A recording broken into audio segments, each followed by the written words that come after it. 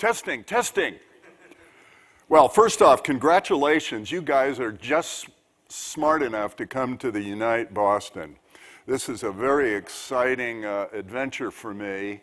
This is IMVU's first voyage into Unite. Our relationship with Unity began about a year ago, and we have some very exciting stuff we want to talk to you about today. But the bottom line is, if you stick around, not only will you get a Google Glass, cardboard. I wanted the glass. I hear they have a whole warehouse full of them they can't get rid of. So we got the shitty cardboard ones, but they're awesome to play with.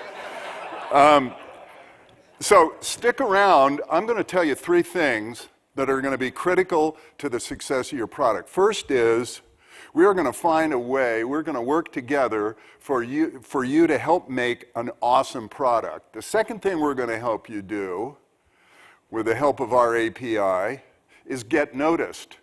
And the third thing is we're going to show you how we're going to monetize that app. So there's a bunch of stuff we're going to go through today, and I'm excited to show you all of that. You're all probably wondering, Stuart, how long have you been in gaming? And I'm here to tell you, I'm now in my 4th decade, so that means 30 plus years. This is what I looked like when I began. I was one of the first producers at Electronic Arts. I stayed there for 12 years and ran the studio for about the last half of that. And the reason that Unite, Unity, and IMVU are so interesting to me is when we began Electronic Arts, we had a bunch of big ideas, but there was one big idea, and that was the software artist. We decided in 1983 that talented people weren't going to want to join big companies and make big products, that it was similar to writing novels, to making music, and that it's a small creative process. So 30 years ago it was one-man band, and now we've moved forward and it's very, very similar environment. There are a couple differences. When I started, it was a $0 billion industry. It's $100 billion now. The number of people in this room, maybe 2x, was the number of people that were at the first computer game developer conference. It was actually called the Game Developer Conference back then. What else?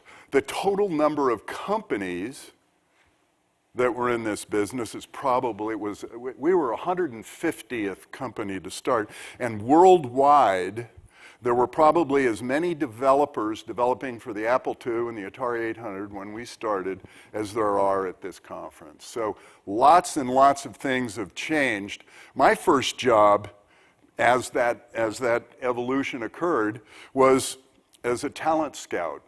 And these, I'm sure none of you saw these original ads. My mother saw them and loved them. They were in Business Week and Scientific American back when that seemed like a really smart idea. But there are a couple key ideas here, and this is really about the software artist and why to our company, the individuals are so important. It occurred to me, I forgot to ask, who actually knew IMVU before they came here? Okay, so and all the employees in the back, okay, good. So about half of you. So good, well that helps. The other question, how many of you are small dev groups, 1, 2 engineers? Okay, big companies, anybody working AAA? Okay, well that's all right. One of you is good.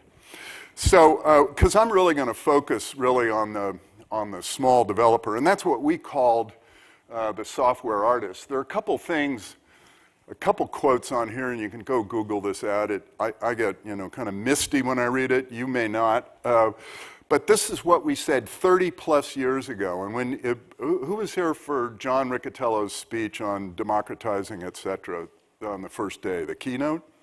Okay, so he talked about democratizing. This felt a lot like what I was used to. So we're providing a special environment for talented, independent software artists. So from the very beginning, EA was about independent talent. And it wasn't really until 10 years in that we started hiring employees and building products in-house. And that, of course, is very, very much evolved or devolved, depending on your perspective. Okay, we don't like that, do we? Yeah, there we go. The second, it's a supportive environment in which big ideas are given room to grow. And then finally, the ultimate, join us, we see farther. And this was the slogan for many years.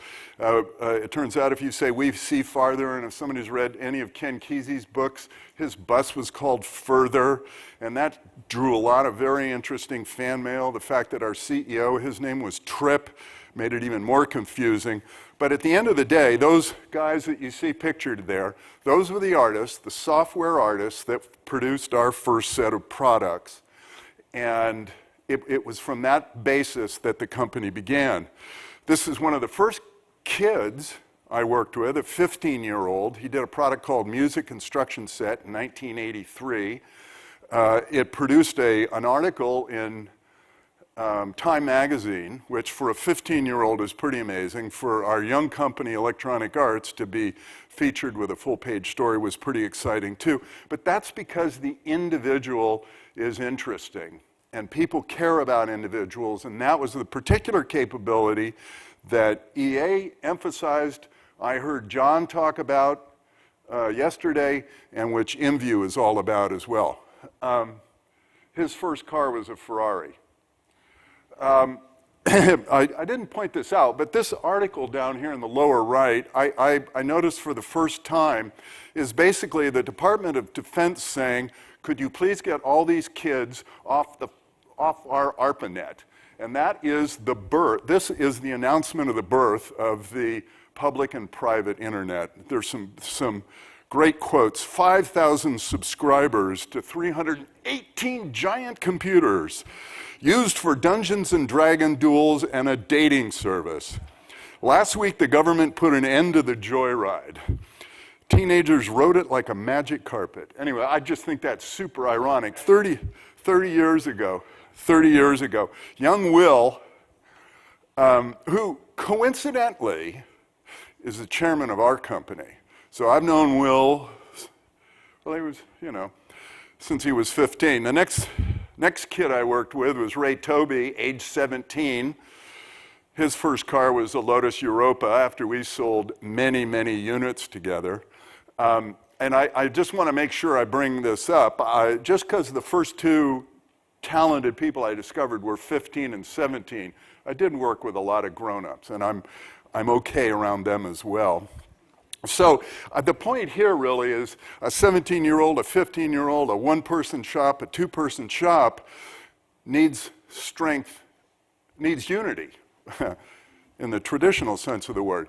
We've united with Unite for that reason, and that's part of the reason why you should consider working closely with IMVU, is that's really what we're all about, is we're about that relationship. The challenge, of course, as you go from 0 billion to 100 billion, is the competition got ferocious, and the rate of apps being submitted to any store, wherever it is escalating, doubling at these rates. And of course, the reason for that is these tools are so powerful. There's so much democratization that anyone with the right skills and the right interest and the passion and the ability to overcome a certain amount of frustration has an opportunity. So the question is, how are you going to compete? How will you compete with the 10,000 apps that get submitted each and every day? Well, that's what I want to kind of hit on, because there are really those three ideas that by working with IMVU, we're going to give you an advantage of that. That's my avatar there. The point is you have to produce a game that's going to get noticed. And it has to stand out from the competition. You have to focus on that part of the product that you understand the best and leave all the rest to somebody else. So in the case of Unity, there's a ton of stuff they provide. We only provide one very important thing. If your app has people, humanoids, or things that look like humans, sort of, we are the supplier of those. So you worry about the gameplay, you worry about the environments, and we will provide the avatars through our API. The second thing you're going to need to do is you need to get noticed. So it's not enough to make an awesome app that you and your 14 friends love. It's how do you rise above all the noise and get noticed? And what? Those are my bunny slippers. Thank you. Thank you. I accessorize. So getting noticed, what we're doing, I'll go into a little more detail, but we're really announcing this capability. So today we have a very successful service. We're going to start an apps page, and I'll get into that in a minute. And finally, the last thing you need to do is you need to be able to monetize. So you have to have the capability to do the traditional monetization, and we really have a lot of stuff that we can really point you to. Here's really the key, and this is if you walk away with one idea, this is the reason why you're going to want to work with IMVU. We are launching sometime in October, depending on you and a whole bunch of other people, our app store. And it's going to be full of stuff with your games, apps, whatever, and our avatars. Right now, that page is empty. So there is a land rush going on. We have been, there's a lot of interest in trying to be part of that initial launch. So if you have a real opportunity here to, in the next 30 days for sure, and certainly for the remainder of the quarter, to be able to earn a position on that page. You can still use our avatars elsewhere, but for sure you will be able to use it on this page. So imagine that it was the iTunes store and it was blank, and it's slowly filling up with your apps. So that's how we're going to address this. So let me tell you a little bit more about IMVU to understand why we think we can pull this off. First off, I'll just read this. IMVU is a leading avatar-based social network that connects people in meaningful, fun, creative ways. To get a little more specific, the company was founded in 2004, 10 years plus old, 150 employees. Good portion of them are here. We were the birthplace of the Lean Startup. Who read the Lean Startup? Okay, well, I'm not encouraging anybody to read it, but it's about us. We have 3 million monthly active users, and at any one time there are about 100,000 people simultaneously. And finally, we have the largest catalog of user-generated content on the internet. We have 20 million 3D objects that are all VR ready.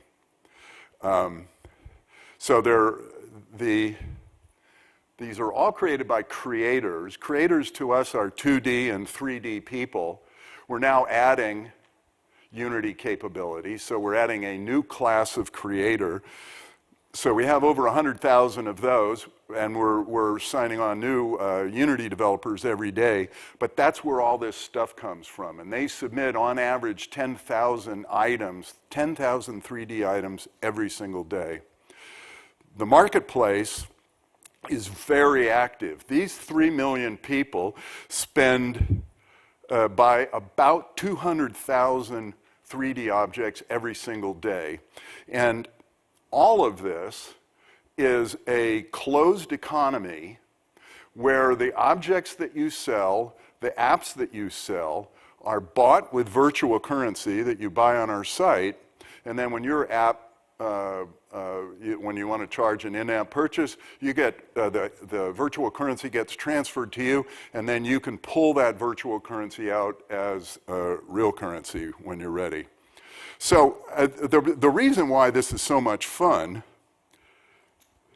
is our IMVU customers love their avatars, and they are looking for more ways to have fun. Today, it's mostly dress up, God bless you, dress up and go into 3D chat rooms. And what we've heard over and over again is they want more things to do. So that's where the whole need for the apps business came from. And your opportunity is to promote your products both in our store and elsewhere in order to give them something fun to do. There are 3 versions of the product. There's a client, there's a Web 3D, and IMVU Mobile, which is a mobile product. This middle product, IMVU Next, is where we're first putting the apps page, so that we're most interested at this point at WebGL products. And the IMVU Mobile is available native, iOS and Android, and the apps will come to that one later. Lots of features in the API, but basically the idea is you pull in avatars. A user signs in, pulls in their avatar, and it will appear in the game. And after it does that, you can pull in your friends, you can pull in monetization, you can pull in animations, a variety of other things. So this is really an opportunity. We have very different customers than you're used to. There's a lot of different kinds of things that amuse them. And don't think in terms of traditional kinds of stuff. We're not concerned about length of gameplay as much as we are quality of gameplay. So there's a great opportunity to expose them to that, and this is the way that we're doing it. We're announcing today a hackathon. It's 1 month long, both real and virtual. You submit a video. We judge the video, and there are over $75,000 worth of prizes that are going to be awarded at an award ceremony in San Francisco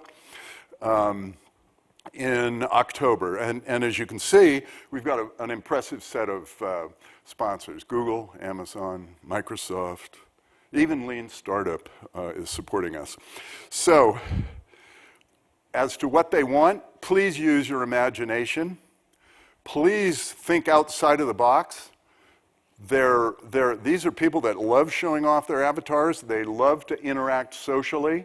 They love to connect with their friends. And so an app that allows that is certainly going to be appreciated by them and by us. So there's some people back here. Let's see, are we signing up here, or are they going to go to the booth? Go to the booth. If you have not signed up for the hackathon, who's signed up for the hackathon already? Okay, excellent. You don't have to go to the booth. You've already gone to Hack with Me. That'll give you details on the hackathon. And then the developer site where you can download and so forth, that's for everybody. That's available, and that's where you can get the documentation. There's some documentation in the back, and we probably have t-shirts for people who don't have one yet. So with that, see, there's more of my avatar. So I went through that quickly, and everybody still seems to be awake. So questions, comments, concerns? I've left you breathless.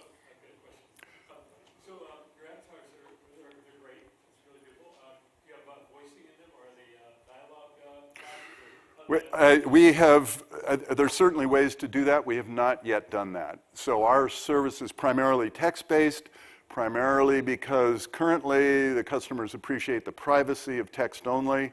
But that's certainly on the map, certainly as VR takes off. All the engineering, remember, so those avatars, everything you look there, that's about 255 characters I use to specify these. So they move around easily. Over there, you had a question. Yes, who provides the animation? Would it be the developer of the game or the... So IMVU has animation on its site. So these are all come from the site. Right now, the API only exports the geometry, and the animations haven't yet come with it. So what we did with all our stuff that we're doing is we pick up animations from within Unity. But we'll see some improvements in that. So, two questions. The first is, when you're dealing with the geometry you bring into our apps, similar to the last question, who wants to control these as in-app types of player characters? Are the controllers there? Are they rigged? Sorry, they come in as mechanim format. And that's about as deep as I get on that subject. So. The second question I have is with respect to products for children. Is the system set up in a way so that if kids are interacting with this, that it's appropriate for kids to be involved? Our site is COPA compliant and 13 years old and above. I wouldn't say it's really designed for grown-ups. It's PG-13, absolutely, and it gets a little more exciting than that, depending on your mood. But I wouldn't recommend it for a 12-year-old yet. We have all the mechanisms there, but we're trying to focus on the audience that has their own credit cards. So for monetization, if I was to build something and I wanted to sell a product to your avatars, would I be able to do that? Yes, you can do that today. You can do that today. So we have, whether you want to make a 2D object or a 3D object, we can do that today. What we're working on right at this moment is is it pay to play? Is it a trial then convert to pay? Is it in-app purchase? And we're looking at all of them and trying to find the simplest, most popular thing to do. But if you wanted to, say, create an object and sell it to somebody like a special sword, you would create it using our creator pipeline for objects, and then you would have permission to sell it, and you would set the price in IMVU credits. And then we would rev share on that. Our deal is structurally is very similar to Google Play or iTunes 70/30. And also, what about the data, sort of the behavioral data of the avatars within somebody's, like if I created an environment and I wanted to record the data, the metrics of what the avatars are doing in there, so I can make my experience better. Performance capture, are you talking about? Or? Yeah.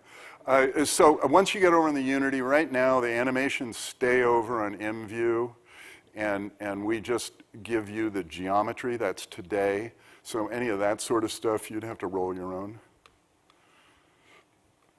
Anybody else in the back? On the subject of revenue sharing, are there any plans to do like a curated portal? Yeah, I'm sorry I didn't hit that note harder. But when I said first mover advantage, that's what I'm talking about. We're going to curate a page. We don't yet have the automated submission tools. So think of it as the iTunes store without all the stuff below, and it's just recommended. So we're taking submissions now and we're evaluating all of them for inclusion in that. So highly curated through the end of the year, unless, we get like a bazillion submissions. But the point is we're busy. That's the whole point of the Hack With Me, is to have hundreds and hundreds of people making these things, and they're 10 finalists. So we want to come out of the Hack With Me with 10 solid, diverse, fun, cool kinds of things. What type of graphics can it take? Can it take like super sampling X16, or can it take pretty much anything? It is WebGL, so it has some limitations. Okay, talk to somebody in the back. I don't even know what that means. Do we have an answer from the back? Ryan, what do you say? I'm going to connect you with Brian. Yeah, perfect. Yeah, I'm the mouth, he's the brain. All right, there we go. You talked about monetizing through buying in-app currency and then going off the back end. Have you played with or experimented with any creative ad revenue type stuff? Yes. We want to get the ads after we got the apps. So we have, if you go to imvu.com and you download the current product, you'll see that we have advertising to an art on that product. The web product, IMVU Next, and the mobile product have not yet been, but we're looking very closely at advertising. I have an idea in my head that would not work well with a pay-to-play type app. Yeah, so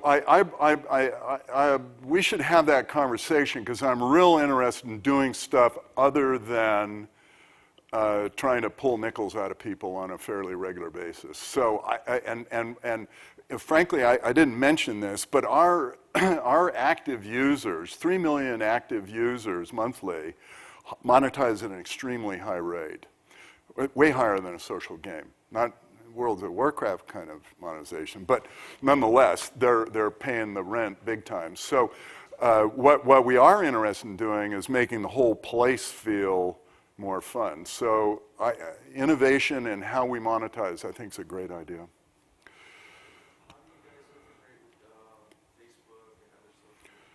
So we will, by the end of the year, all of our content will come out from behind a login, so I can share something with you. Today, if I share something with you, you're going to get hit and you're going to have to log in and you can't even view the content. We're going to fix that. So virality in all its forms we're hard at work on all of that. But there's some basic stuff of getting behind, out from behind this wall that we need to do. So yes, that's very important. Well, good. 1 minute. Oh, and don't forget to grab a Google Cardboard. Was that what you wanted me to say? Yeah. Okay. Thank you very much for your interest. I hope you register for the hack with me. $75,000, the possibility of a trip to San Francisco, and drinks with Brett Tourette, our CEO.